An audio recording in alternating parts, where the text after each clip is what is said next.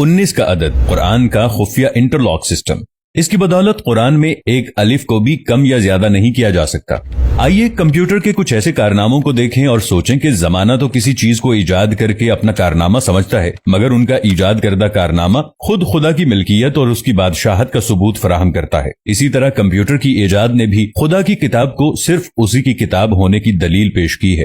مصر کے سائنسدان ڈاکٹر ارشاد خلیفہ نے سال ہر سال محنت کی اور ریسرچ و تحقیق کی بنیاد پر الیکٹرانک آلات سے جو نتیجہ اخذ کیا ہے وہ بے انتہا حیرت انگیز ہے۔ انہوں نے قرآن کریم کی ہر سورہ کے ابجدی اعداد و شمار بھی فراہم کیے ہیں۔ سورتوں کے حروف، اعراب، آیات وغیرہ کی تعداد نوٹ کر کے لاکھوں کی تعداد میں ڈیٹا کمپیوٹر میں فیڈ کیا، اور یہ عمل انہوں نے قرآن کریم کی کل 114 سورتوں پر لاگو کیا تو معلوم ہوا کہ قرآن کریم کے حروف اور سورتوں اور آیات میں ایک گہرا تعلق اور سائنسی رشتہ بسم اللہ الرحمن الرحیم سے ہے۔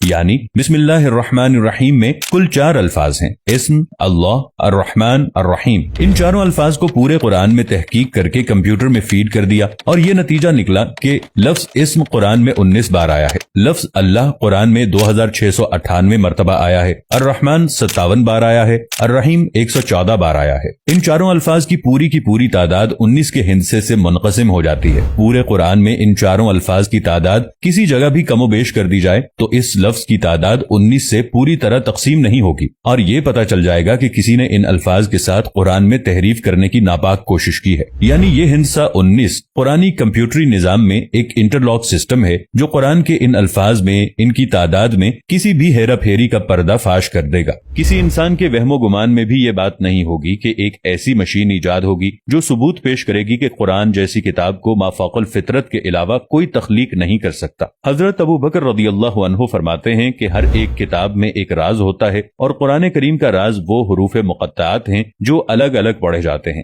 جیسے الف لام میم ہا میم قاف نون وغیرہ۔ 19 کا یہ ہندسہ جس کے بارے میں ہم بیان کر رہے ہیں، یہ بذات خود قرآن حکیم کی لفظی ترکیبات کے اعجاز کا روشن ثبوت ہے، اور اس سے یہ سچائی سامنے آتی ہے کہ چاہے جیسی بھی جدید ترین مشین ایجاد کر لی جائے، وہ قرآن کی حقانیت کو بیان کرے گی، کیونکہ پورے قرآن مجید کے حروف ایک خاص حساب کے مطابق ہیں۔ لاکھوں حروف میں سے صرف ایک کا فرق بھی اس کے حساب کو بگاڑ دیتا ہے۔ حساب کی اس حد تک درستی اس دور میں مسلم اور غیر مسلم دونوں کے لیے ایک طرف تو یہ ثبوت فراہم کرتی ہے کہ قرآن مجید 1450 سال گزر جانے کے بعد بھی ہر قسم کی تحریف سے پاک ہے۔ اس ہندسے 19 کے بارے میں خود قرآن کریم میں ارشاد ہوا ہے کہ اس کے اوپر 19 ہیں۔ کچھ علماء نے ترجمہ کیا کہ اس پر 19 فرشتے مقرر ہیں، سورہ 74 آیت نمبر 30۔ مگر یہاں ہندسے 19 کی اہمیت کو اجاگر کرنا مقصود ہے۔ یہ بات بالکل واضح ہے کہ قرآن کریم میں کل 114 سورہ ہیں جو ہندسے 19 سے پوری طرح تقسیم ہو جاتی ہیں۔ اللہ نے اس نقطے پر بھی قرآن کی حقانیت کو واضح کیا ہے، وہ یہ کہ 114 سورہ میں سے ایک سورہ توبہ کے شروع میں بسم اللہ الرحمن الرحیم نہیں ہے،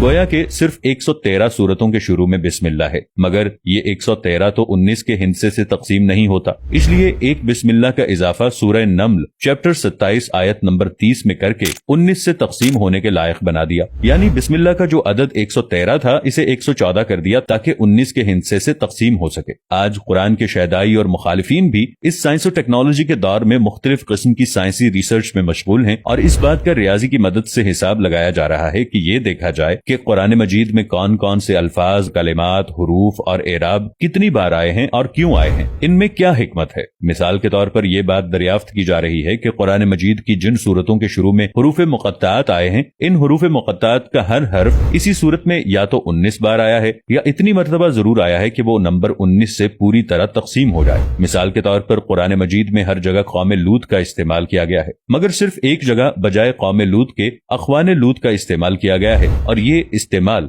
سورہ قاف نمبر 50 آیت نمبر 13 میں کیا گیا ہے، اور لوط کے بھائی اور ایکا والے اور بطا کی قوم نے بھی جھٹلایا۔ اگر قوم لوط کی جگہ اخوان لوط کا استعمال نہیں ہوتا تو ایک قوم لوط کی زیادتی کی وجہ سے 19 سے تعداد نہیں کٹتی۔ اس طرح خدا نے ہر جگہ الفاظ اور اعراب وغیرہ کو انٹرلاکنگ سسٹم سے جوڑ رکھا ہے، ورنہ سورہ قاف میں حرف قاف کا نمبر 19 سے تقسیم نہ ہو کر 19 کے ہندسے کو بے اثر کر دیتا۔ اب اگر ایک قاف بھی کوئی گھٹا کر پڑھے گا تو خود آیات پکڑ میں آ جائیں گی۔ اگلی مثال سورہ نون کی ہے۔ اس حرف کا استعمال سورہ نون میں 133 بار ہوا ہے جو 19 کے ہندسے سے تقسیم ہو جاتا ہے، اس لیے پوری سورہ میں کسی بھی ایک نون کا اضافہ یا اخفا کر دیا جائے تو تحریف فوراً फौरन पकड़ में आ जाती है। खुद कुरान की पहली आयत बिस्मिल्लाहिर्रहमानिर्रहीम में कुल 19 हरूफ हैं। एक हर्फ की ज्यादती या कमी कुरान में किसी तरह की हेराफेरी की पकड़ में मदद करेगी। कुरान में कुल हुरूफ मुक़त्तात 14 हैं और हुरूफ मुक़त्तात के मेल से बनने वाली सूरह भी 14 ही हैं, मगर इस तरह की सूरतों के नाम के एतबार से उनकी तादाद 29 होती है। अगर हुरूफ मुक़त्तात, उनके मेल से बनने वाली सूरतों की तादाद और नाम के एतबार से कुल तादाद को जोड़ दें